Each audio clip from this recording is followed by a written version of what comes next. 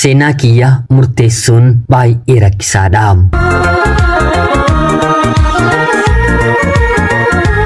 Yeroodhaaf maqaa kiyya himachuun barbaadu kanan dhaladheetti guddadhee Jiituu Magariituu Oromiyaa keessatti. Barnoota kiyyallee kutaa 1 hanga 10tti seeraan baradheen haa ta'uutii garuu sanaan booddee gaa'elli ijoollummaadhaan mana maatii koo keessaa wanta na baaseef gara barnootaatti gonkumaa hin deebine.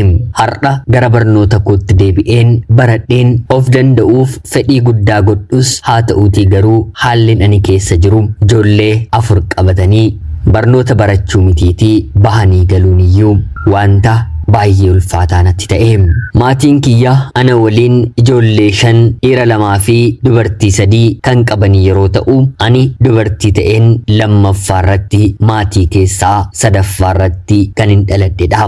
Akkuman gara gaa'elaatti miilla koo qajeelcheen haati koos ta'e abbaan koo darbee immoo obboloonni koo duute malee barnoota kee addaan hin kutiin kolleejjiillee seeniitii waa ta'een baradhuutii of harkatti qabadhu jechuun baay'ee na gorsaa turanii. Haa ta'uutii garuu kaleessa gorsi isaan jabaatanii na gorsaa turan ani yeroo sanatti tole jedhee fudhachuu dhiisuun koo har'a jireenyaatiif gatii guddaa na kaffalchiisaa jira.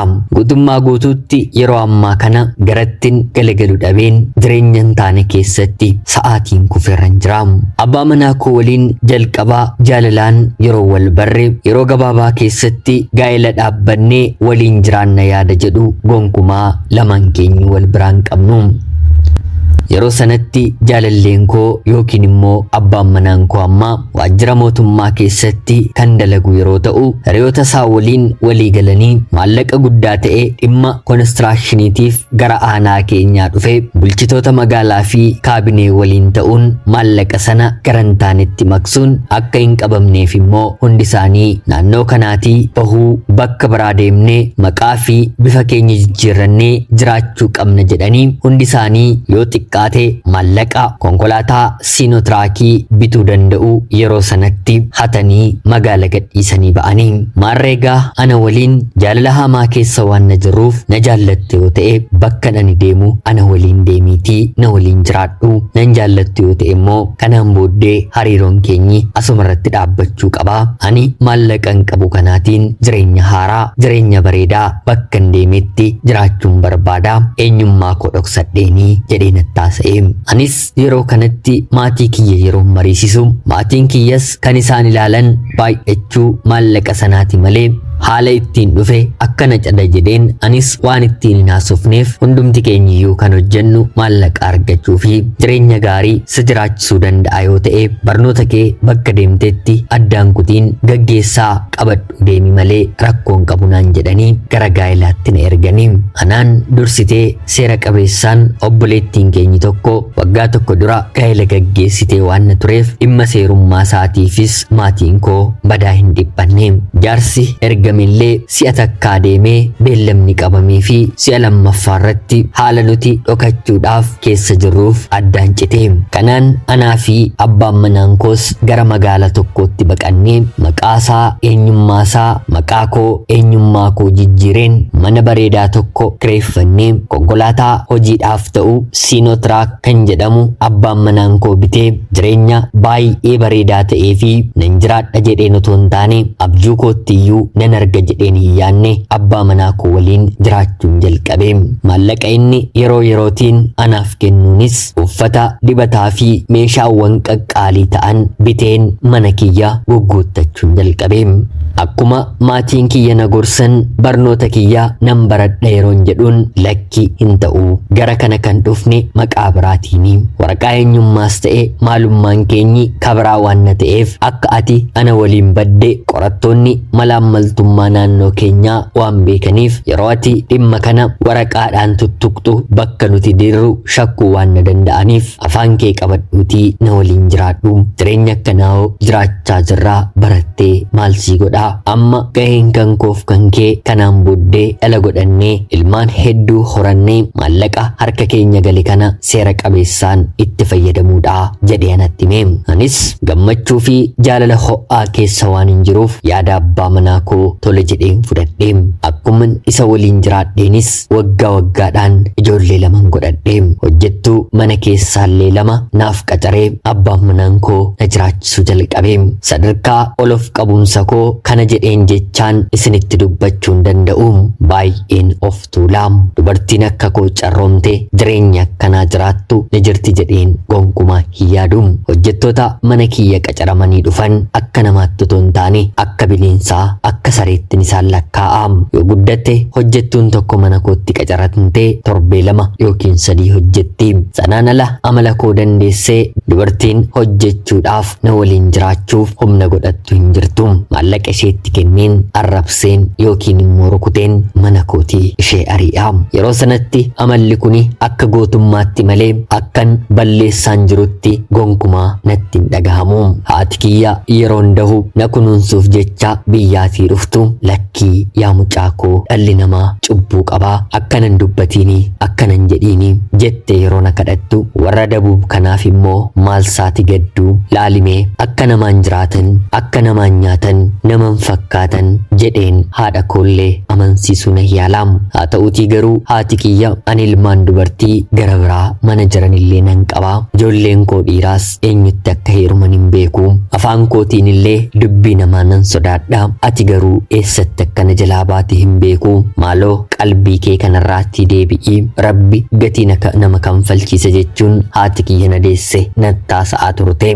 Mucaa kiyya lammaffaa akkuman daheen akka tasaa ta'ee abbaa manaa koo irratti haati koo jecha tokko dubbattee jennaan waanuma sirrii waanuma abbaan manaan koo sirreeffachuu qabudha. Haa ta'uutii garuu abbaan manaan kiyyaa ija koo fuulduratti haadha kiyyaan waa'ee jireenya koo wanta isin galchuu hin qabu yoo isin hin taane amma sekendii sharfee kanarraatii kaastanii gara mana keessanitti galuu dandeessu. Anaan nan dhiphisiinaa jireenyan fedhen jiraachuun barbaada jechuun isheef deebisee haati kiyyas aaruun guyyaa sanallee mana koo keessa hin bulleem. Ishee qofa otoo hin taane daa'ima koo lammaffaa akkuman daheen obbolaan koo gannallee dhufanii mana koo boqotan. Abbaan koo hundinuu narraa citanii hanga yeroo ammaatti maal keessa akkan jiru haala jireenya koollee hin beekanii. Karaa kiyya qofaa miti. Abbaan manaan koo obbolaasaa, haadhasaa, abbaasaa, fira isaadhaaf kan jedhaman gonkumaa hin jaallatu. Ofii hojiinsaa konkolaataa qabnu konkolaachisaatti kennee gara inni deemu wanta inni hojjetu qofa hordofee sakatta'uun maallaqa walitti funaannachuudha. Yeroo sanatti magaaluma jirru irratti illee maallaqa guddaatu irraa argama. Sababiinsaa durumayyuu kan inni nyaachaa ture miindaadhaan miindaa mootummaa qarshiidhaan baay'ee xiqqoo taate ture. Amma garuu miindaasaa guyyaa tokkotti argachuu waan danda'uuf jireenyii fi amalli inni baase anaan ala namoota kaaniif baay'ee addadha. Obboloonni isaa liqiidhaafis ta'e rakkatanii mana keenya dhufnaan ijaan isaan hin jaallatu.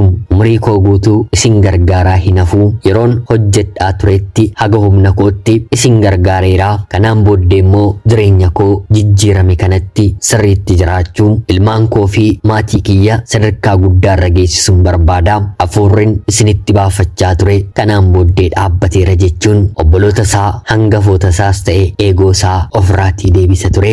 Rakkina kan jedhe namni itti kaasee jennaan dhimma keeti jedhee rakkina sana fuudhee dhaggeeffatee furmaatatti jijjiiratu hin taane baga kana keetu kana si godhe jechuun abbaan manaan koo namatti farada. Anis harka isaarra waan hin jiruuf harka isaatiin wanta hin jiraadhuuf wanta inni tole jedhe eeyyee jedheen tole jedheen fudha malee lakki bakka kanatti dogongorteetta jedheen yeroon itti abbaa manaa koo sirreessuuf humna godhu hin qabu. Sababiin isaa immoo amantaa sammuu mataa isaatiin qabuun anaanis sammuu kiyya hadoocheera. Dabalataan immoo amalli abbaa manaa koo erga maallaqa kana argatee haalota itti yaadee murteessuun otoo hin taane akkuma afaan isaa irratti dhufaniin murteessuu waan jaallatuuf kan of jiraachisu anadha malee namni anaan hin jiraachisaan jiru jedhee waan yaaduuf konkolaataa tokkichi qummi qabnu kuni laphee kansaas ta'e laphee koo waan dhiiteesseef murtee guyyaa tokko murteessuun jireenya kana keessaa na baasa jedheen wantan sodaadhuuf wanta inni jedhe kamiyyuu tole jedheen balleessaas waan sirriis nan fudhadha.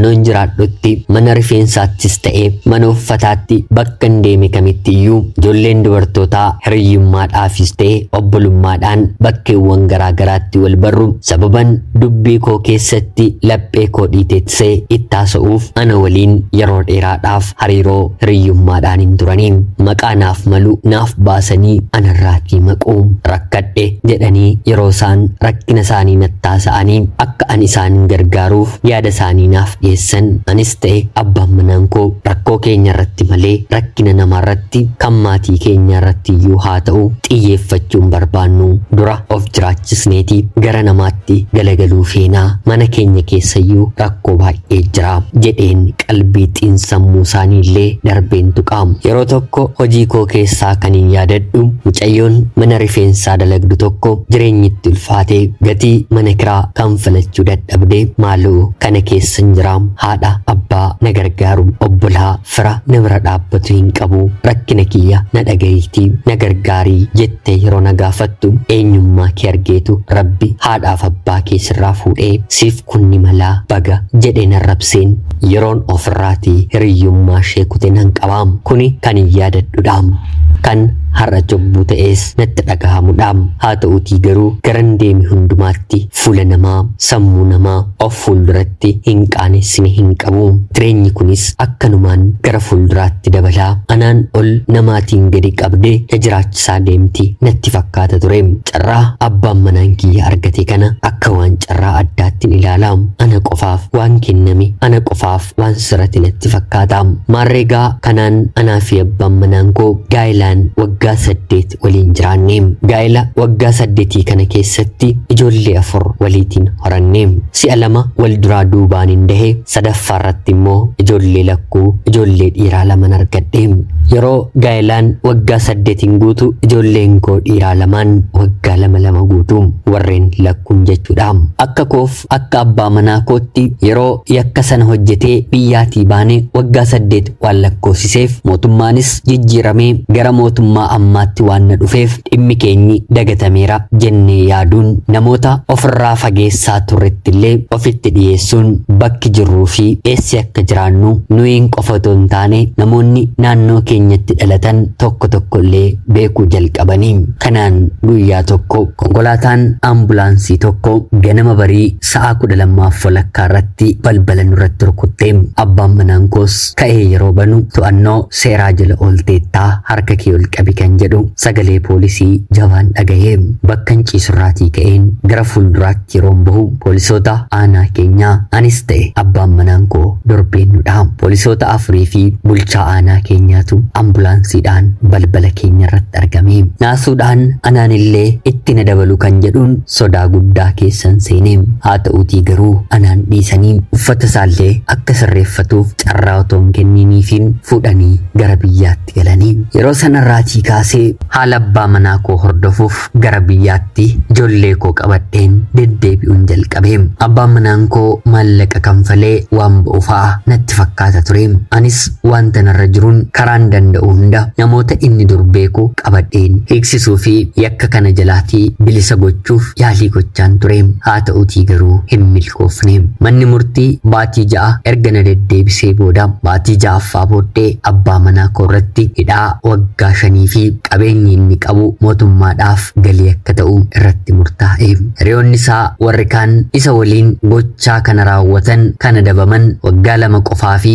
qabeenyi qabani qofti akka gara mootummaaf deebi'uu waan godhameef anaafis murteen naafaa sirratu jechuun abbaan manaan koo gara federaalaatti iyyatee akkuma hiriyoota isaa hidhaa waggaa 2 fi qabeenyi isaa mootummaadhaaf akka deebi'u qofti irratti murtaa'e lafa bakka 4 binnee konkolaataallee walakkaasaa baankiidhaan qabsiisnee mana guddaa bituuf anaa fi abbaan manaan koo piroosesii dhimma kana raawwachuu irra turre haa ta'uutii garuu baankiinis addaan kutee malee manas otoo hin bitiin hafnee konkolaataa fi lafti bitaman caalbaasiidhaan manni murtii gurguree mootummaadhaaf galii taasisee harka duwwaatti anaa fi abbaan manaan koo hafnee mallaqni qarshii 200 kan ta'u harka kiyyarra ture. haa ta'uutii garuu haalli jireenya ani bare wantoota qaqqaaliidhaan jiraachuu waan na ta'eef maallaqa sana baatii 4 qofa fayyadameen maallaqni suni narraa gaafa dhumu lafa lixuun dhabee abbaan manaan koo hidhamee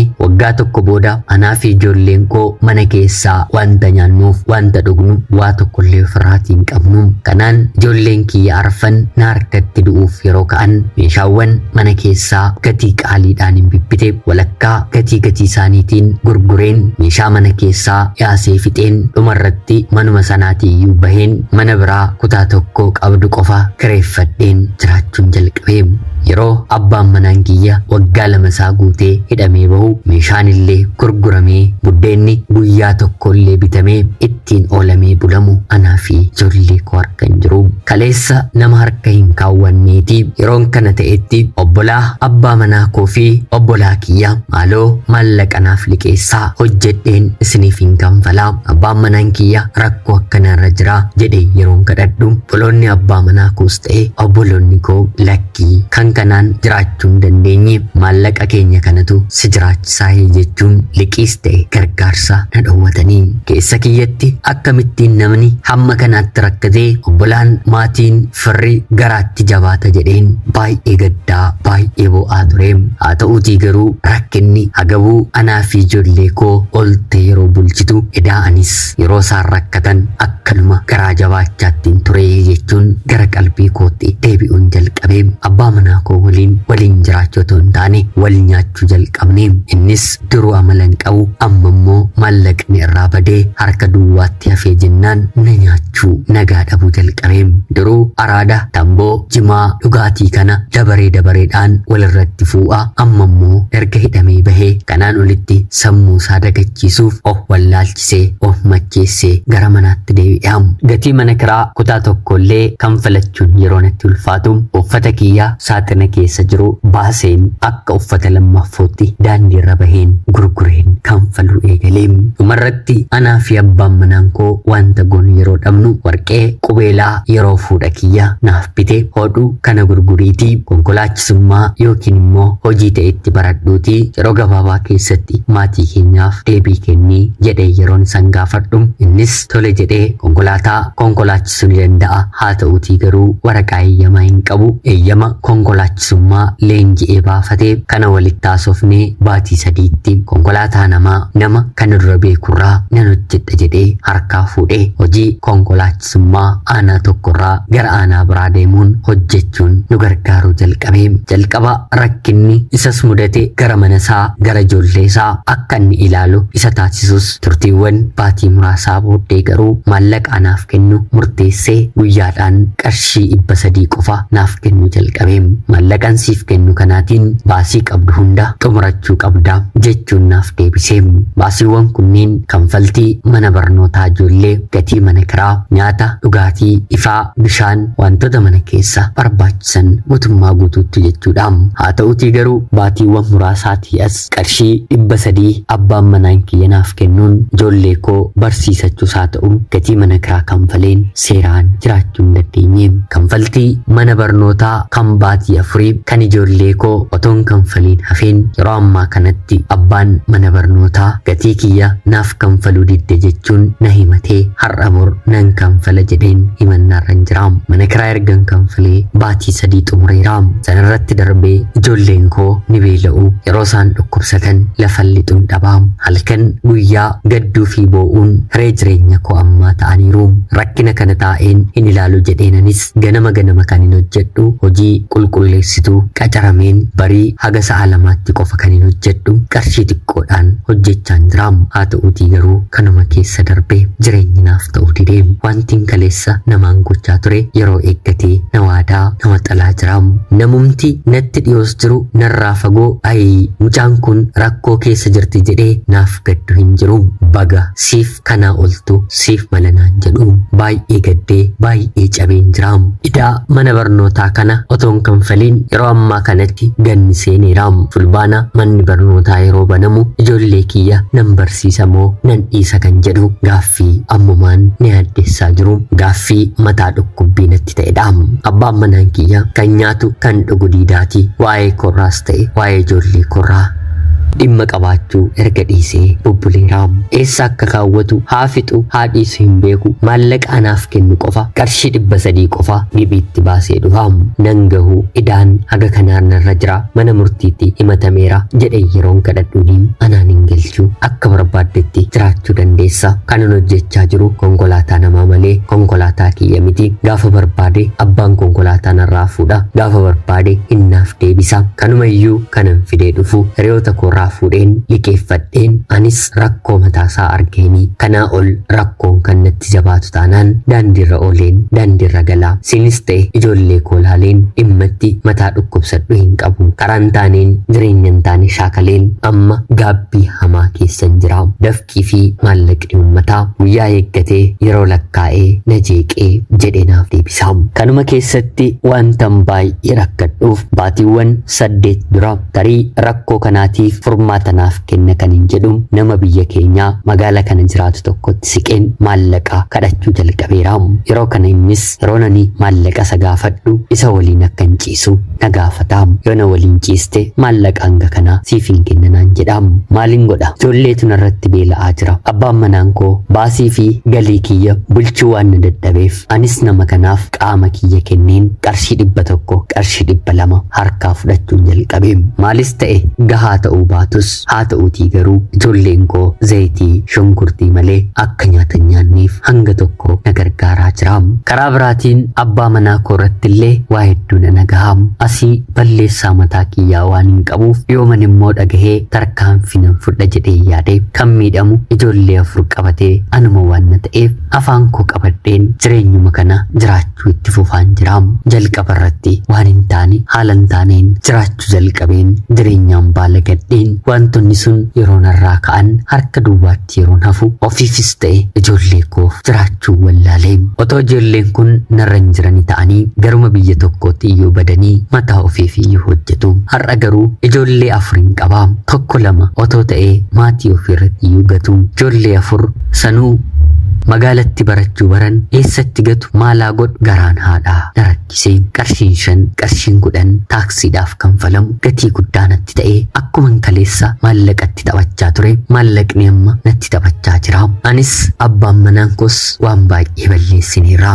Abbaan manaan koo amma narra jira isatu na bulcha jedhee dubbachuuf hin danda'u. Sababiin isaa immoo dhiirri tokko mana tokko bulche kan jedhamu waan hundumaan hogganii yoo jiraachisu amma garuu cubbuu keessa seeneen mataa kiyyaan hojjedheen mana kana jiraachisaa jira. Mee kanaan booddee bara 2018 kaasee jireenya koo maalaa godhu? Rakkoon kun akkoon manatti jabaatte anis ijoolleen koos beelaa jiran namoo ijoollee koo dhiisee bada carraan isaanii isaanaa guddisu moo of balleesseen rakkoo kana jalaatii of dhokadha? Yaada keessan naaf qoodaa akka na arraabsitan jecha darbaa akkanatti dubbattan nan beekaa. Haa ta'uutii garuu maatiin koollee kan natti dubbatanii waan na ta'eef isinitti hin qabamu. Waa hedduu waan baay'ee balleesseera. Ana obboleettii keessan Jiituu Magariituu Oromiyaa keessaatiin ulfaadhaa nagaatti galatoomaa. Yuyyaa shamaa akkam jirtu kabajamtootaaf hordoftoota qophii keenya. Nagaaf jaalalli tokkummaan bakka jirtan hundaatti hunda keessaniif yaa ta'u jecha guyyaa har'aallee seenaa ajaa'ibaa obboleettiin keenya tokko nuuf qooddee siniif dubbiseen hin ka'a. Akka isin irraa barattaniif hubannoo cimaa ta'e tokko irraa argattan homaa shakkii tokko illee hin qabu. Obboleettii keenya seenaa kee kana nuuf qooduu keetiif guddaa galatoomisiin jecha kabajamtootaaf hordoftoonni qophii keenya seenaa ishee dhaggeeffattan yaada keessan komentii jalatti qooduudhaaf jecha qophiin sa'aatii kanaaf guyyaa har'aaf siniif qabadheen dhiyaadhe kanuma fakkaatti.